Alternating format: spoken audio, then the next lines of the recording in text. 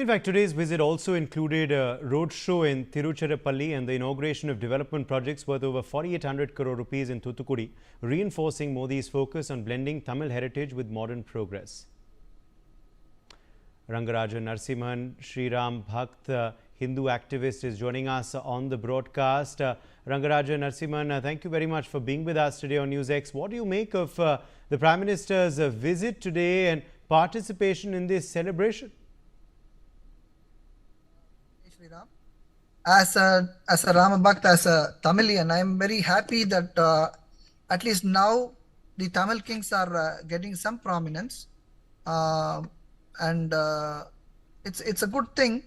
But at the same time, I am not very happy with the way the temples that were built by these kings are managed. So for now, I will leave it at that. Maybe if you can ask me some questions, I will answer. Absolutely. Rangarajan Narasimhan, also, Prime Minister Modi's message as well. What was your takeaway from his address today? He's spoken about Tamil pride and, the culture before as well on numerous occasions. We played out some of those sound bites, of course. But what did you make of the main messaging of his address today? It is, to me, I am a politically neutral person, and to me, it's a political statement that is made. And I'm happy that the literature of Tamil and the kings of the Tamil and the pride of the Tamil has been spread by the Prime Minister of the country. I'm very happy about that. Yes. Now, as far as, of course, you're concerned, what can be learned really from our studying about the Chola Empire and Rajendra Chola I in particular? The youth of our country, what should they learn from that legacy? The prime aspect of something that we need to learn from somebody like Rajendra Chola, who's the greatest king of all the Chola empires. He's even bigger than Rajaraja Chola, his father, is the very place that where the Prime Minister visited today, the Gangaikonda Cholapuram. It is a monument that he built. He is a temple that he built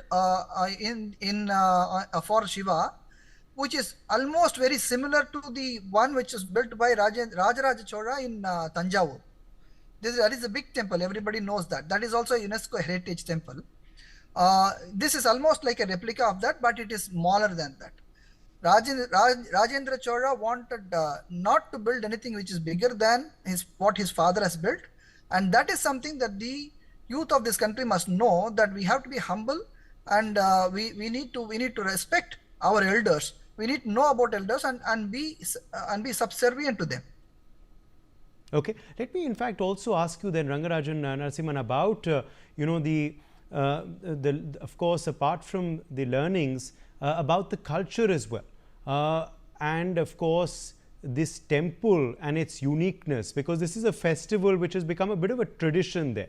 Let's, before talking about the festival, just talk about the temple for a second. What is unique about this temple? Just tell us a bit more about it, sir.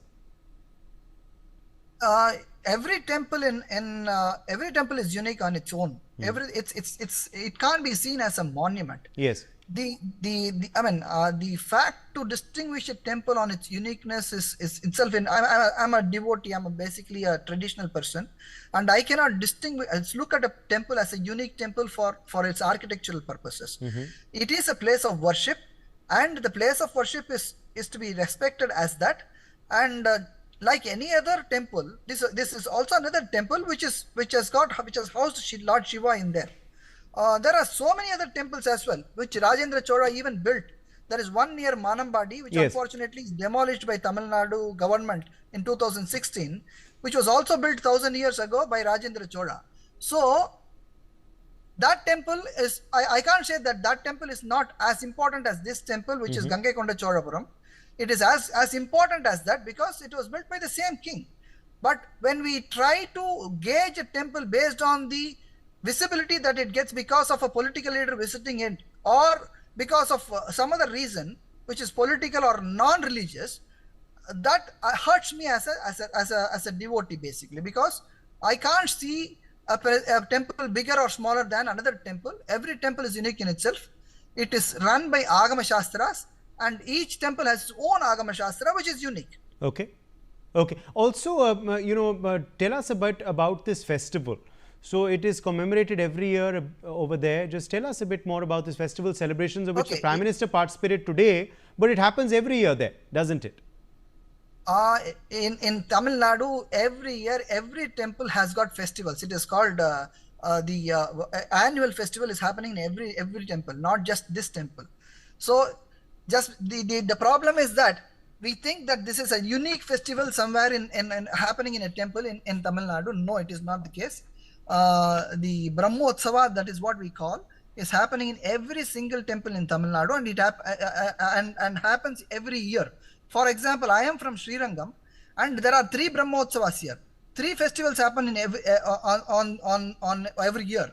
Apart from that, monthly festivals are also happening. These are all religious festivals which is being celebrated to celebrate the Lord that is residing there. In this case, right now, Gangaikonda Cholapuram, the Lord that is residing is Lord Shiva, and so this is an annual festival for Shiva, which is called a Brahmotsava. Okay. My final question to you also, what do you also make of this announcement of installation of statues and a coin as well? Is this something which is important and has been ignored by others? The contributions of the Chola dynasty. We're talking about how the Tamil Nadu government had taken action against another temple in the state. Do you believe this acknowledgement, this celebration is needed and is welcome? What is more needed rather than commemoration of a releasing of a coin or a statue is the protection of these temples and the preservation of the culture of the temples. Right. See, all these things are all, the coin will be there for some time, people will talk about it, and then it will go. See, what is important, see, Rajendra Chola's father, Rajaraja Chola, is a bigger king than Rajendra Chola. But even today, the place where he died, is been neglected like anything. It is in shambles.